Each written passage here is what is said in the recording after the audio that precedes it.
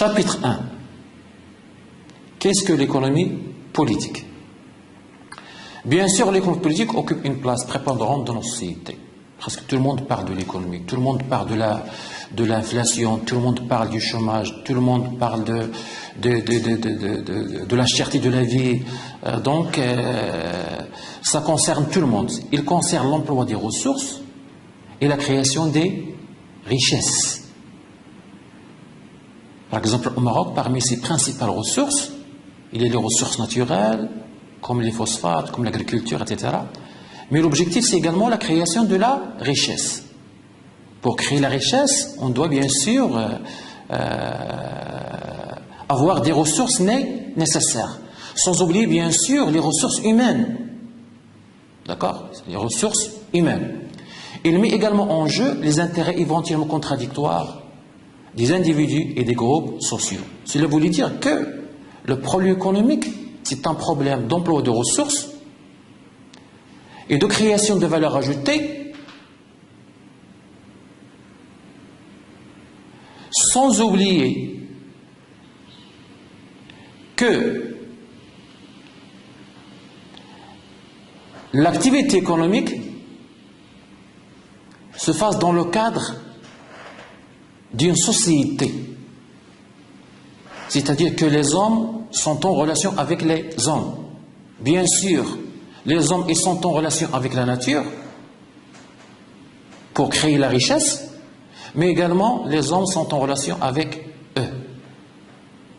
La plupart des besoins qu'éprouvent les êtres humains pour se nourrir, donc le besoin de se nourrir, se vêtir, se loger, se distraire ou se cultiver, ne peuvent être satisfaits spontanément. Il n'y a pas de spontanéité. La nature n'est pas généreuse à 100%. Non. Par les seuls bienfaits de la nature.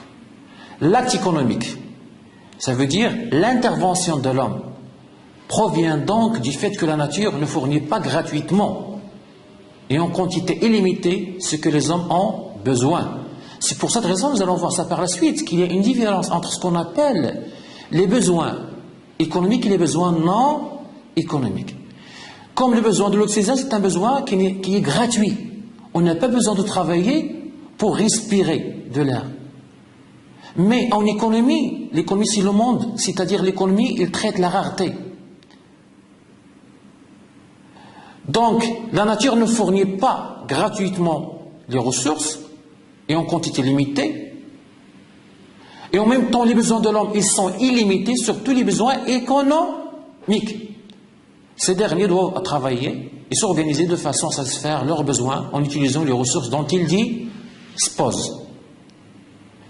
Mais les hommes vivent en société et ils ne sauraient vivre autrement. Des rapports se forment. C'est pour ça que j'ai dit tout à l'heure qu'il y a des relations entre l'homme et l'homme. Donc lorsqu'on crée une entreprise, lorsqu'un capitaliste crée une entreprise,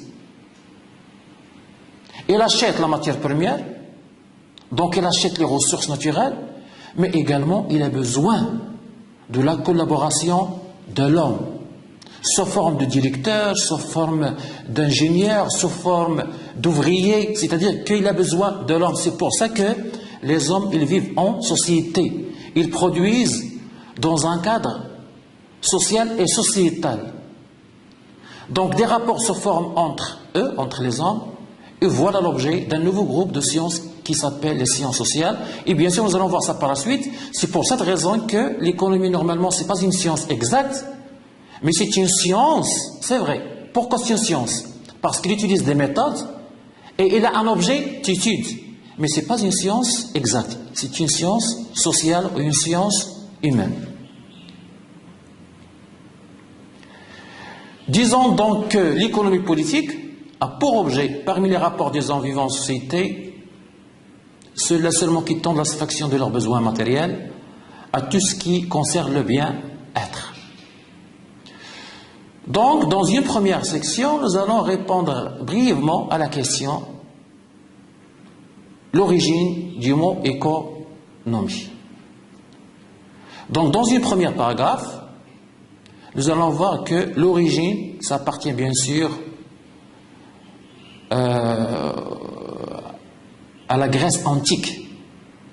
Surtout, à l'époque, on a développé ce qu'on appelle la conception familiale de l'économie. Les premières réflexions sur l'économie remontent à la Grèce antique, entre les 5e et 4e siècles avant Jésus-Christ. Surtout, c'est des philosophes célèbres comme Xénophone, Platon et surtout Aristote.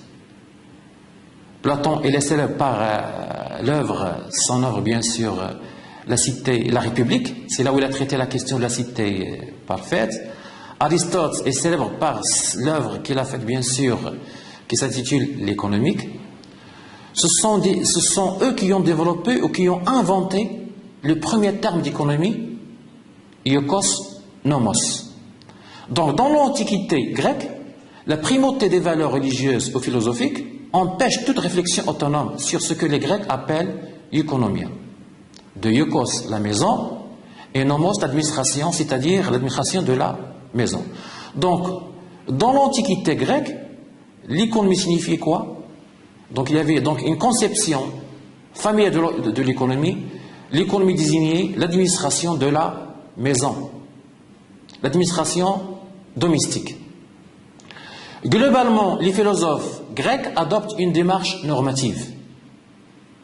Donc, c'est une conception, nous sommes face à une conception familiale très limitée, et nous sommes face à une démarche normative et non pas positive. Donc, les philosophes grecs adoptent une démarche normative qui ne se réfère par conséquent à aucun projet scientifique. Pourquoi? Parce qu'ils ont préféré poser des valeurs comme principe. Par exemple, l'objectif c'est quoi? L'objectif de Platon d'Aristote c'était quoi? D'arriver à créer une cité parfaite, une cité juste. Donc il n'y a pas de projet scientifique, d'accord? Donc ce sont des valeurs. Ils prescrivent des règles ou de simples recommandations ou interdictions pour que ces valeurs soient respectées. Au Moyen-Âge, c'est-à-dire à partir du 5e siècle jusqu'au 15e siècle, après Jésus, l'économie demeure toujours subordonnée à la morale. Donc on ne parlait pas encore d'une économie autonome. C'est toujours une économie dépendante, une économie subordonnée à la morale, une économie subordonnée à la philosophie. Donc, au Moyen-Âge, je répète, l'économie demeure subordonnée à la morale chrétienne, voire bien sûr à ce sujet, l'ouvrage du plus célèbre penseur du Moyen-Âge, Saint Thomas d'Aquin, dans son œuvre qui s'intitule la Somme théologique. C'est-à-dire, d'après Saint Thomas d'Aquin, c'est à travers la morale et la religion, donc pas de science, que l'on va aborder certaines questions économiques. Par exemple, juste salaire, juste prix. À cette époque, l'Église condamne la richesse matérielle, l'accumulation d'argent. L'économie n'existe donc pas vraiment en tant que discipline autonome. Ça, c'est pour l'origine du mot économie. Paragraphe 2. On passe à la deuxième grande étape et la dernière, qui est la plus importante. La naissance de l'économie et la naissance de la science économique et surtout la naissance du mot et du terme économie politique. Le terme d'économie politique apparaît pour la première fois chez les mercantilistes. Donc, entre parenthèses, les mercantilistes, nous allons voir ça par la suite. C'est un courant de pensée économique qui s'est développé en Europe entre 16e, 17e et 18e siècle. Donc, chez les mercantilistes, pour distinguer l'économie au sens grec d'économie domestique, donc on passe d'une conception familiale de l'économie au niveau national, outil de gestion du prince, c'est-à-dire de l'État. À l'époque, on parlait de prince. 16e, 17e siècle. Donc, au terme d'économie politique correspond un niveau d'études. C'est le niveau national et non pas le niveau domestique, non pas le niveau familial. Donc, on passe de la conception familiale à la conception de l'État-nation pour étudier le problème économique. Le premier usage du terme d'économie politique est ainsi attribué à l'un des plus grands économistes français de l'école des mercantilistes. Il s'appelle Antoine de Montchrétien, dans son ouvrage Traité de l'économie politique en 1615. Donc 1615, c'est l'année de la naissance de la notion d'économie politique. Avec les physiocrates, donc quand je dis les physiocrates, ça veut dire le XVIIIe siècle. Donc on ne va pas précipiter les choses, on ne va pas parler dès maintenant des physiocrates, donc nous allons voir ça dans le chapitre 2, mais pour le moment, quand on parle des physiocrates, ça veut dire au milieu du XVIIIe siècle. Donc avec les physiocrates, donc après bien sûr les mercantilistes, le terme garde son sens de gestion publique, c'est-à-dire au niveau de l'État-nation. Mais ils sont régis d'une référence à une science de l'organisation économique de la production et de la redistribution. C'est pourquoi l'analyse économique s'est d'abord constituée en tant qu'économie politique. L'apparition de l'œuvre de Adam Smith. Donc quand je dis Adam Smith, cela voulait dire fin 18e siècle. Donc l'œuvre d'Adam Smith, c'est le fondateur. Il est considéré comme le fondateur de la science économique moderne. Il a publié en 1776 sa principale œuvre qui a donné naissance à la science économique. Cette œuvre s'intitule « Recherche sur la nature et les causes de la richesse des nations ». Donc l'apparition d'une telle œuvre marque une ère nouvelle, une ère décisive dans l'histoire de l'économie politique. Il a valu à son auteur le titre de père fondateur de l'économie politique. Entre parenthèses, j'ouvre une parenthèse, sans oublier que pour nous les Arabes, le monde arabo-musulman, il a connu également un grand penseur en économie. Il s'agit de Ibn Khaldun. Donc normalement pour nous les Arabes, bien sûr, Ibn Khaldun représente un grand penseur de la science économique et de l'économie politique. Il suffit de voir, bien sûr, de consulter sa principale œuvre qui s'intitule, bien sûr, le Muqaddimah de Ibn Khaldun. Je reviens donc au monde occidental et je reviens bien sûr à Adam Smith. Donc chez Adam Smith et dans l'ouvrage de John Stuart Mill en 1848, Principe d'économie politique. Donc pour ces deux grands auteurs, également de l'école classique, Adam Smith, il est le fondateur, John Stuart Mill, il est l'un des derniers de l'école classique. Donc pour ces deux auteurs, l'économie politique désigne la science économique en général, avec l'idée implicite que la politique influence les variables économiques. Ça veut dire que pour ces auteurs-là, il y a une relation entre le politique et l'économique. Ce n'est que progressivement, au milieu du XIXe siècle, que le terme d'économie politique est remplacé par le terme plus simple d'économie. C'est l'ère des néoclassiques, de l'école néoclassique. Donc quand je dis néoclassique, cela voulait dire les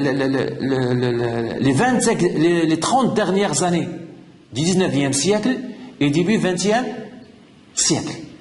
Donc la naissance de la science économique néoclassique, qui s'est distinguée de l'économie politique, terme conservé par le courant marxiste. Ainsi, la science économique néoclassique explore les fondements de l'optimisation du programme du consommateur et du producteur et écarte pour un temps l'étude des politiques économiques. Tout simplement parce que le néoclassique ne croit pas à l'intervention de l'État. Tout ce qui a intéressé les néoclassiques, c'était bien sûr la détermination de l'équilibre du consommateur et de l'équilibre de ce qu'on appelle du producteur. C'est ce qu'on appelle en économie l'optimisation. La recherche de l'optimum, aussi bien pour le consommateur qui a un budget et qui a des besoins, et le producteur également qui a un budget d'investissement et qui devrait faire des choix entre plusieurs techniques de production. Donc le but c'est toujours l'équilibre.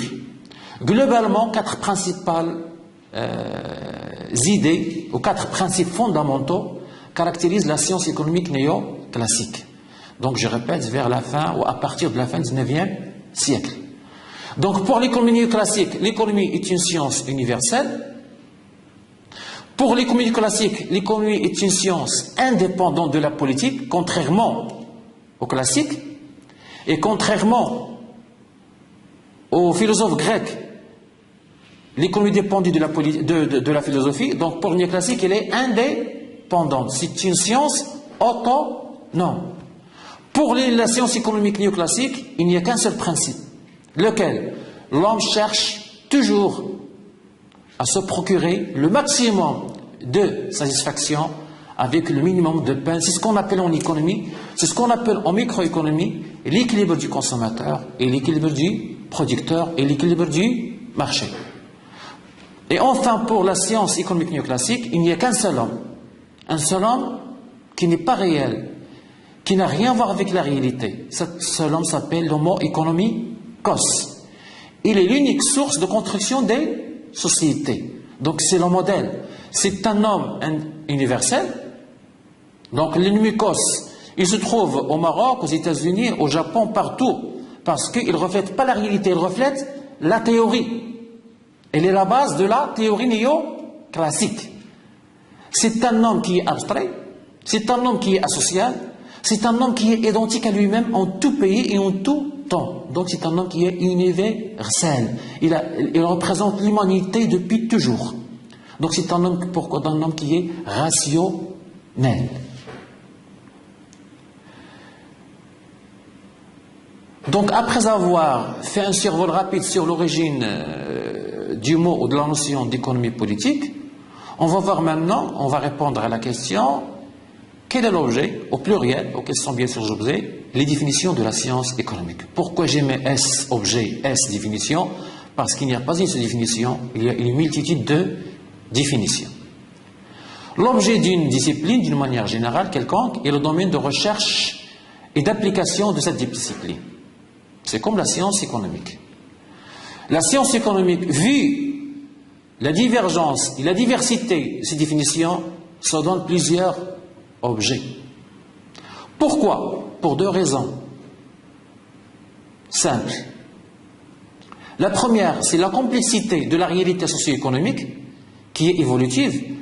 Le Maroc d'aujourd'hui, ce n'est pas le Maroc qu'il y a de 20 ans, ce n'est pas le Maroc du XXe siècle, ce n'est pas le Maroc du XIXe siècle. Le monde d'aujourd'hui, de la mondialisation, ce n'est pas le monde de la révolution industrielle, ce n'est pas le monde du Moyen-Âge, ce n'est pas l'Antiquité. Donc il y a une réalité socio-économique qui est évolutive et très complexe. Donc la définition et l'objet de l'économie, il suit cette évolution-là. Le deuxième élément qui explique cette complexité, c'est la complexité du comportement des individus qui forment la société. C'est-à-dire, il n'y a pas une équation qui définit l'homme. Le comportement de l'homme n'est pas stable, il est évolutif. Donc l'homme, ce n'est pas 1 plus 1 est égal à 2. L'homme, c'est 1 plus 1 est égal, point d'interrogation. Parce que le comportement de l'homme, il est subjectif. Il change dans le temps et dans l'espace. En réalité, il n'y a pas une seule définition de l'économie, mais plusieurs renvoyant à des réalités différentes. Certaines définitions sont fondées sur tel ou tel aspect de l'activité économique. Par exemple, la production, la consommation, la distribution, l'échange, etc. L'économie politique est alors présentée comme la science des richesses. Donc pour les uns, l'économie a pour objet l'étude des richesses. Ou l'économie est la science des échanges. Ou l'économie politique est la science des prix, la science des choix, ou la science qui étudie les rapports sociaux, etc. Donc il y a une infinité, une multitude de définitions. Mais d'abord, on considère que l'économie est une science comme une science sociale. Donc l'économie comme une science sociale, cela voulait dire une chose, c'est que l'économie n'est pas une science exacte. Ou cela voulait dire au moins deux choses. L'économie, c'est une science, mais pas une science exacte. Donc l'économie politique est la science des lois qui régissent les relations économiques, c'est-à-dire les relations sociales qui ont lieu entre les membres de la société par l'intermédiaire des biens matériels et des services nécessaires à la vie en collectivité. Il est une science sociale pour plusieurs raisons. La science économique est une discipline à l'intérieur de laquelle il y a lutte entre les théories divergentes et contradictoires. Par exemple, nous avons le problème du chômage. Le même problème, mais les économistes proposent plusieurs solutions. Donc, il y a des solutions qui voient, il y a des économistes qui voient la solution dans l'intervention de l'État, d'autres qui voient la solution dans la non-intervention de l'État, un troisième groupe qui voit la solution dans l'encouragement des investissements étrangers, etc. Donc, pour la même question, nous avons des solutions et des propositions qui sont toutes justes, mais divergentes et contradictoires. Deuxième raison, l'impossibilité de tester les hypothèses de manière objective et unanimement acceptée, car il existe toujours des accords. À ce niveau-là, bien sûr, c'est pour ça, au début de l'introduction, j'ai parlé de l'économie positive, de l'économie normative. D'accord? Il n'y a pas toujours les mêmes points de vue. On ne voit pas toujours les problèmes de la même façon. Donc il y a toujours des oppositions, toujours des désaccords. La troisième raison, c'est que l'économie politique est une science humaine qui étudie quoi? Il étudie l'action et le comportement de l'homme, soit entre les êtres humains, soit entre l'homme et la nature. Par exemple, le comportement de l'homme, il change en fonction du revenu. Donc quand le revenu augmente, le comportement de l'homme change. Quand les prix augmentent, le comportement de l'homme change. Quand on est, par exemple, en vacances, le comportement change. Donc le comportement de l'homme, c'est une équation c'est-à-dire difficile à résoudre. L'économie comme une science de la richesse. C'est en quelques définitions qui se basent sur la notion de richesse. Donc, bien sûr, parmi les premiers économistes qui ont défini l'économie en tant que conscience de la richesse, donc il y a Adam Smith. Déjà, à travers le titre de son principal ouvrage, on constate que l'objet principal de l'économie pour Adam Smith, le père fondateur de l'économie, de la science économique, donc l'objet principal reste bien sûr là, l'étude de la richesse. Donc, regardez le titre, Recherche sur la nature et les causes de la richesse des nations. Et je cite Smith, l'économie politique se propose d'enrichir à la fois le peuple et le souverain. Donc pour Adam Smith, l'économie se définit comme une science de la richesse. Mais il n'est pas le premier. Bien avant Adam Smith, les économistes du XVIe, XVIIe siècle, par exemple comme les économistes mercantilistes, les économistes du début du XVIIIe siècle, comme les économistes physiocrates. Et quand je dis les économistes mercantilistes, je cite par exemple Antoine Domon-Chrétien.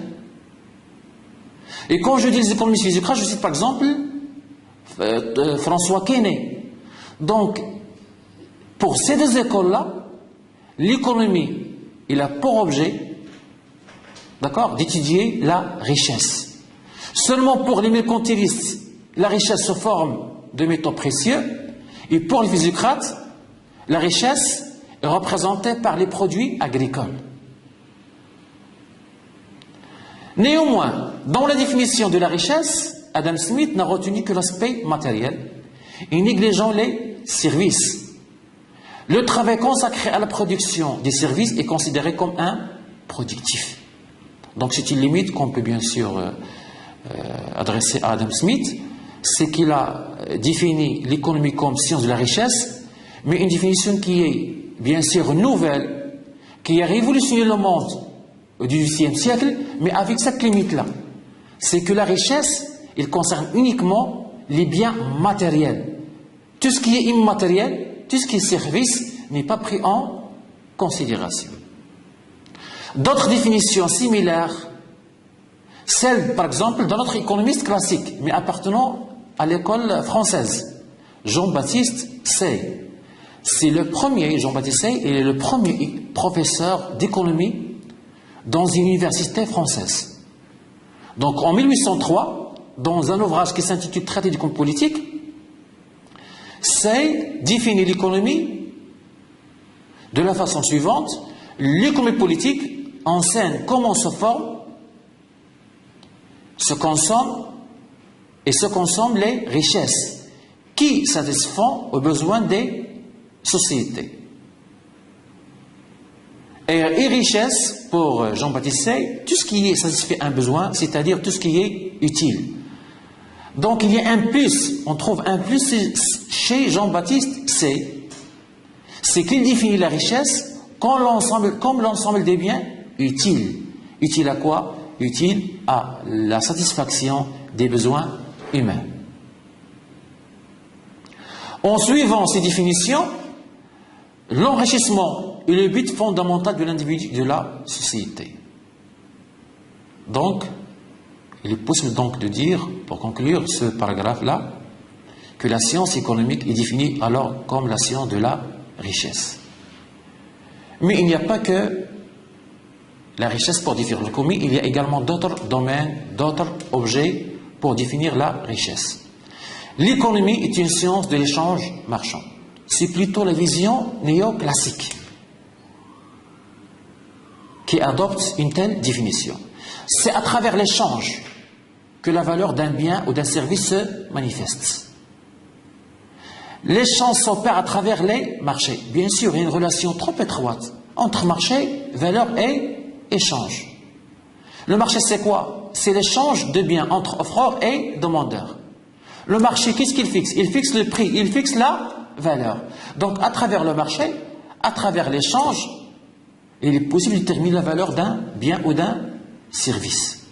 Par conséquent, les marchés sont au cœur de la science économique dans la mesure où ils permettent de vérifier l'utilité des biens et de mesurer leur valeur. Les marchés fixent, bien sûr, le niveau général des prix.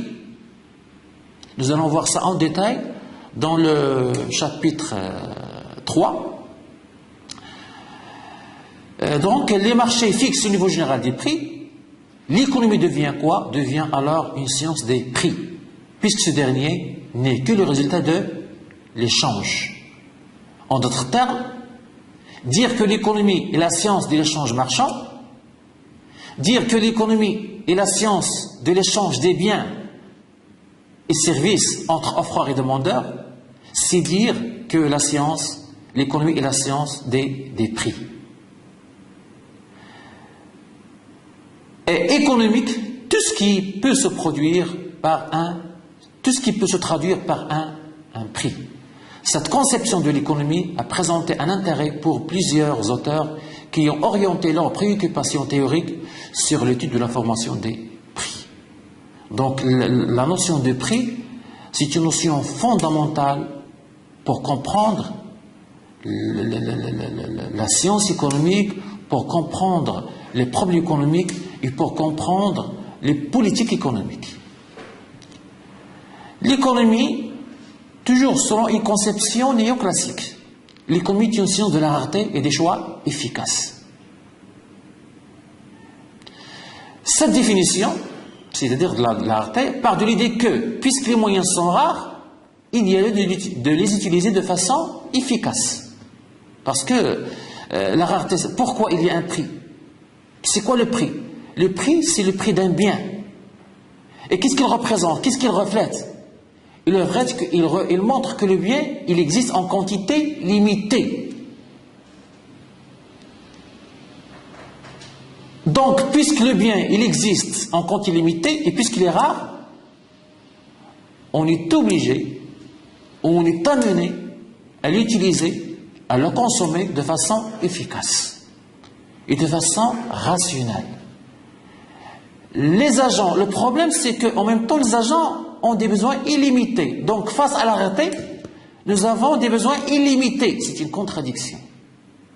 Alors que les ressources sont rares. Se pose alors le problème de choix. J'ai besoin d'acheter X et j'ai besoin d'acheter Y. Mais je n'ai pas les moyens d'acheter Y. Donc je dois choisir X. Donc il y a la contrainte.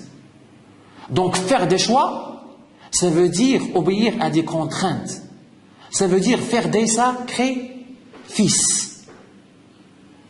Donc l'homme, c'est pour ça qu'on parle de l'homo economicos, l'homme rationnel.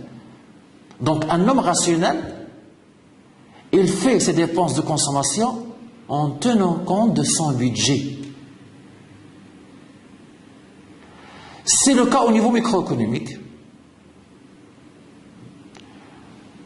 Le consommateur, donc lorsqu'on parle de consommateur, on parle d'un consommateur rationnel, d'un homo economicos consommateur, de quelqu'un qui fait des choix rationnels, de quelqu'un qui fait des choix efficaces, et de quelqu'un qui cherche quoi? À réaliser l'équilibre, à réaliser l'optimum, à maximiser son utilité, en tenant compte d'un budget qui est limité. Donc le consommateur, face à un budget limité, face à un revenu limité, et compte tenu des prix des biens, parce que le prix, ce n'est pas le consommateur qui le fixe, ce n'est pas le producteur qui le fixe. Vous avez, bien sûr, l'étudiant, il aura l'occasion de voir ça en détail en microéconomie. Donc ce n'est ni le consommateur, ni le producteur qui fixe les prix. Le prix est fixé de façon exogène. C'est-à-dire que c'est le marché qui fixe le prix.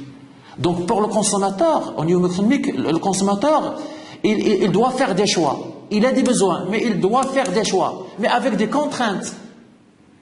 Le revenu, son revenu qu'il gagne est limité. Les prix, ils ne peuvent pas descendre jusqu'à zéro. Donc les prix sont imposés par le marché. Donc qu'est-ce qu'il pourrait faire le consommateur? Faire des choix. Mais quel choix? Rationnel.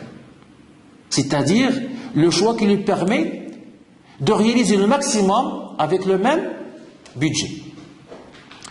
Ça veut dire chercher à affecter ses dépenses de telle sorte que sa satisfaction soit maximale.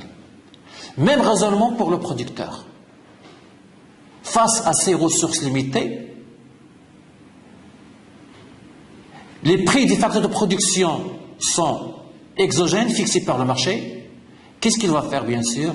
Ou qu'est-ce qu'il pourrait faire? Donc tout ce qu'il pourrait faire, c'est choisir la technique qui rendra sa production maximale.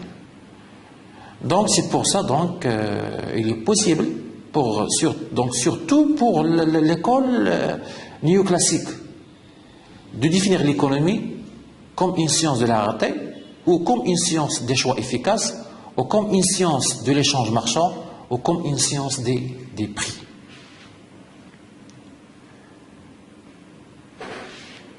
Cinquième paragraphe, l'économie, science des rapports sociaux. On change de direction complètement, surtout avec l'école marxiste, avec les socialistes. Pour Marx, bien sûr, l'économie ne traite pas de choses, mais elle traite des rapports entre personnes et en dernière instance entre les classes sociales. Jusqu'à maintenant, donc avec Adam Smith, avec les classiques, avec Jean-Baptiste Say, avec les mercantilistes, avec les physiocrates, avec les classiques, c'est-à-dire tous ces économistes-là, ils ont mis l'accent sur la matière, sur l'économie comme une science qui a un objectif, objet matériel, l'étude de la matière. Par contre, pour Marx, non. Le plus important pour définir l'économie, c'est pas la production, c'est pas la consommation, c'est pas l'échange, c'est pas la richesse, c'est pas le prix, c'est plutôt les relations qui se nouent entre les classes sociales. Comment sont ces relations-là? Donc, bien sûr, pour Marx, ce sont des relations d'exploitation. Les capitalistes exploitent les ouvriers. C'est pour ça que Lénine écrivait l'objet de l'économie politique au XXe siècle. Ce n'est nullement la production. Donc quand je dis la production, ça veut dire quoi? Ça veut dire, c'est pas la richesse, ce n'est pas l'échange, ce n'est pas la consommation, ce ne sont pas les biens, mais les rapports sociaux existants entre les individus dans la production qui définissent l'économie politique. Aujourd'hui encore, il n'existe pas de définition unanimement acceptée. Les désaccords portent sur le domaine, la méthodologie et la problématique de la discipline. Donc parmi les multiples définitions contemporaines, celles qui suivent illustrent bien la diversité des conceptions ainsi que les oppositions entre les différents courants de pensée.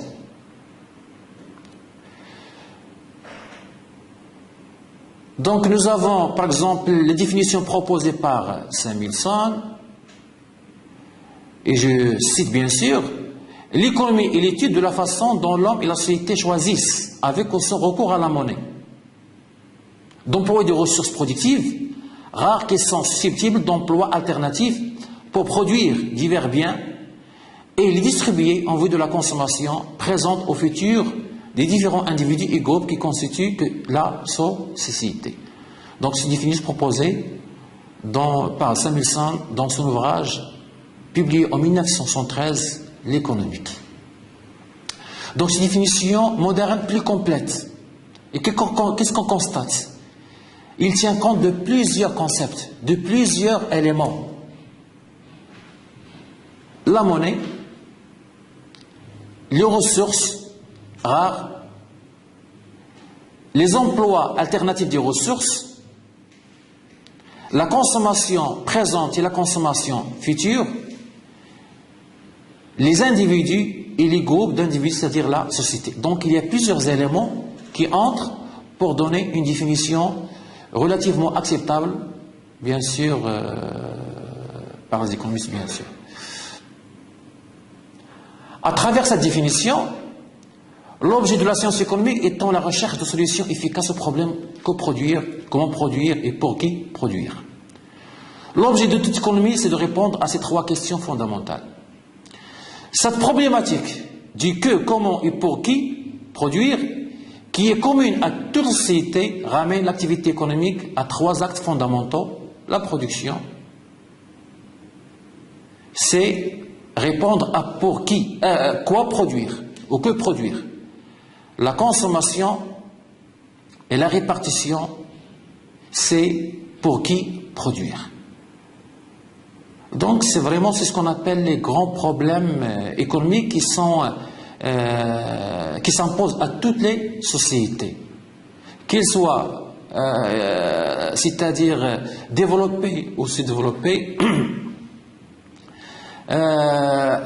du nord au du sud. Toutes les sociétés doivent répondre à ces questions et doivent donner des réponses à ces questions-là. Je répète, que produire, comment produire et pour qui produire. Une deuxième définition donnée par Raymond Barre en 1959, bien sûr, un économiste, on peut dire un économiste géoclassique, mais moderne, contemporain. La science économique est la science de l'administration des ressources rares. Il étudie les formes que prend le comportement humain dans l'aménagement de ces ressources. Il analyse et explique les modalités selon lesquelles un individu ou une société affecte des moyens limités à la satisfaction de besoins nombreux et illimités. Donc l'idée principale, c'est qu'il y a une contradiction entre les besoins illimités et les ressources rares. Donc l'économie est définie par rapport à cette contradiction d'après l'économiste français Raymond Barre. Un troisième type de définition est donné par Edmond Malraux dans son ouvrage qui s'intitule Leçons de théorie économique en 1982. Pour l'auteur, l'économie est la science qui étudie comment les ressources rares sont employées pour la satisfaction des besoins des hommes vivant en société. Il s'intéresse d'une part aux opérations essentielles que sont la production, la distribution et la consommation des biens, et d'autre part aux institutions, la banque centrale, la bourse, le marché, la monnaie, et aux activités ayant pour objet de faciliter ces opérations. Donc il y a trois idées dans cette définition-là. La première idée, nous l'avons déjà signalée. Donc l'économie est définie par rapport à la notion de rareté des ressources face à des besoins illimités. La deuxième idée, c'est quoi? C'est que l'économie est définie par rapport aux opérations que font les agents, opérations de production, de consommation et de distribution de biens et de services. La troisième idée, et qui est la plus importante, l'auteur il intègre les institutions, d'accord, qui facilitent les opérations économiques. Quelles sont ces institutions-là? La Banque centrale, la bourse, le marché et la monnaie. Donc il insiste sur ces éléments-là pour donner une définition moderne à l'économie.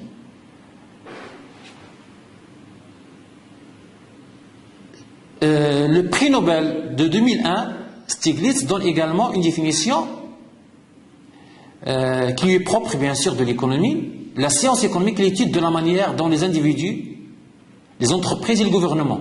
Donc déjà il parle de trois types d'acteurs. Individus, cela voulait dire quoi? Les consommateurs.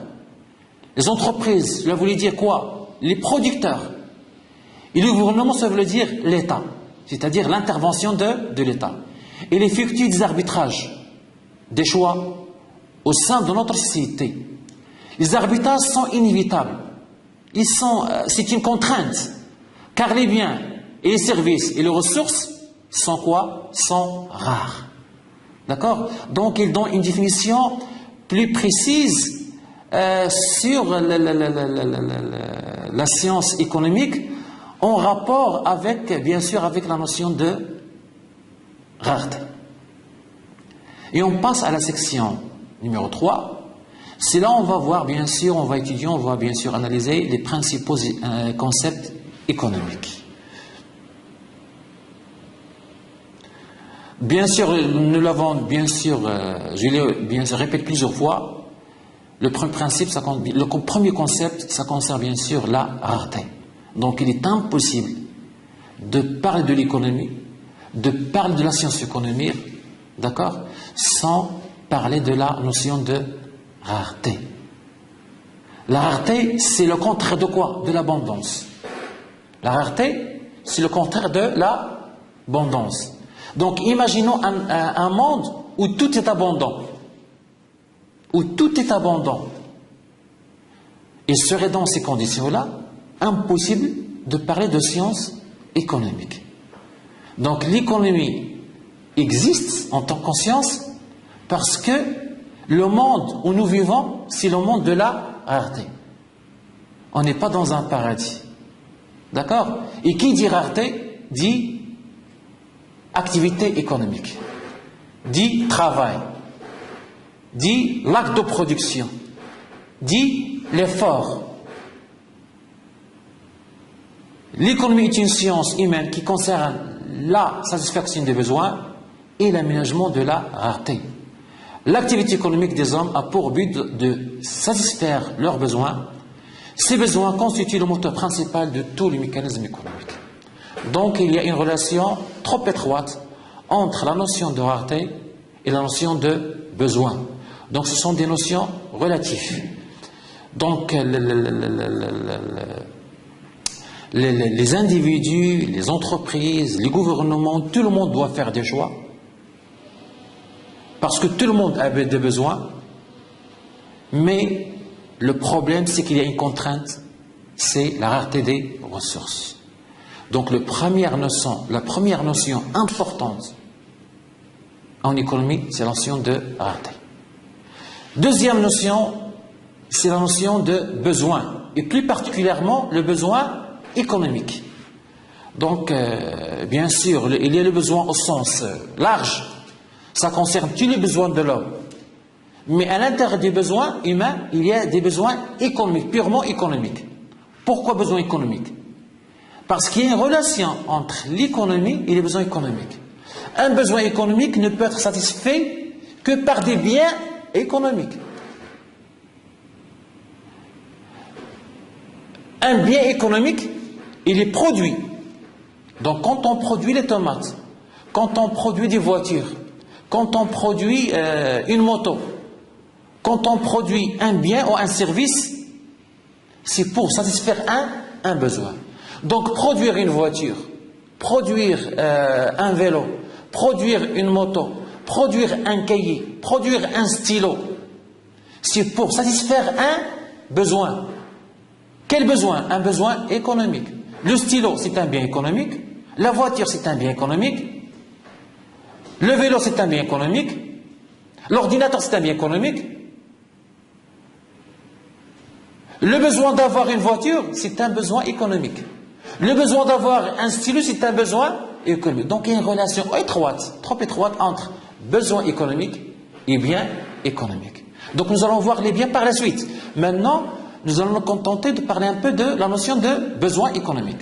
Et considérer comme besoin tout ce qui fait l'objet d'une sensation de manque, qui se traduit par le désir de disposer d'un bien ou d'un service apte à accomplir ce manque.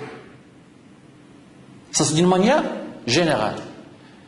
En économie, est considéré comme besoin économique tout ce qui fait l'objet d'une sensation de manque, qui se traduit par le désir de disposer d'un bien économique ou d'un service économique apte à accomplir ce manque. Les besoins économiques sont physiologiques, manger, boire, s'habiller pour se protéger du froid par exemple. Manger c'est quoi? Manger quoi? Manger, le besoin de manger, ça veut dire manger la viande. Donc le besoin de manger, le besoin physiologique de manger, c'est un besoin économique. Pour le satisfaire, on a besoin de quoi? De légumes, de viande, ce sont des biens économiques. Le besoin de boire, on a besoin soit de l'eau, mais l'eau, c'est un bien, donc il y a un traitement spécial pour l'eau. D'accord? Mais dans la nature, l'eau, il est relativement rare. Donc le besoin de boire, c'est un besoin économique. De s'habiller pour se protéger du froid. Les besoins sont illimités en nombre, interdépendants, saturables. C'est ce qu'on appelle bien sûr la première loi de Gossen. Si j'ai besoin de manger, je ne vais pas manger à l'infini, il y a une limite. Si j'ai besoin de voir un film au cinéma, je ne vais pas le voir une fois. Après 2 ou 3 fois, c'est saturé. Donc c'est pour ça que les besoins sont saturables. Les besoins individuels, j'ai un ordinateur, c'est un besoin individuel. Un amphi dans une faculté, donc le besoin d'amphi pour enseigner ou pour recevoir des cours, c'est un besoin collectif, ça concerne tous les étudiants. Il y a les besoins économiques et les besoins non économiques, par exemple comme les besoins économiques, comme le besoin de l'air, le besoin du soleil. D'accord? Donc un besoin non économique, ils sont satisfaits par des biens libres. Donc à un bien économique, il y a un bien libre, et à un besoin économique, il y a un besoin non économique. Donc un besoin économique est satisfait par un bien économique. Le besoin d'air ou d'oxygène n'est pas un besoin économique dès lors que l'air est disponible naturellement parce qu'il existe en abondance. L'oxygène n'est pas rare, il existe en abondance. Les besoins, ils sont hiérarchisés. Il suffit bien sûr de consulter pour plus de détails, par exemple, l'échelle célèbre de Maslow qui fait la distinction, ce qu'on appelle la pyramide de Maslow, qui distingue 5 grandes catégories de besoins: les besoins physiologiques, le besoin de sécurité, le besoin d'appartenance, le besoin d'estime et le besoin d'accomplissement et d'auto-réalisation.